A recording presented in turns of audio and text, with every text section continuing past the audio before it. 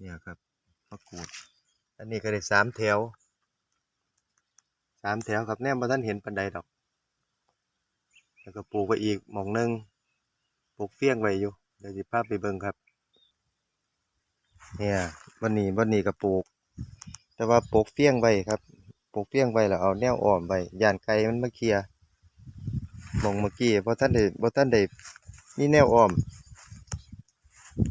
ก็เลยบ่เอาเฟี้ยงมาปลูกกันนะย่านไก่มันมาเคลียร์แล้วมันกอผักกูดมันสิหลุดออกอึ๊บโอ้ย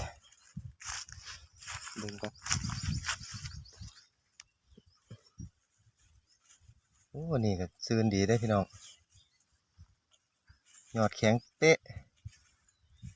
คืออยู่ผมว่ามันสิได้อยู่ดอกแนมบ่ทันเห็นปานใดล่ะครับโอ้นี่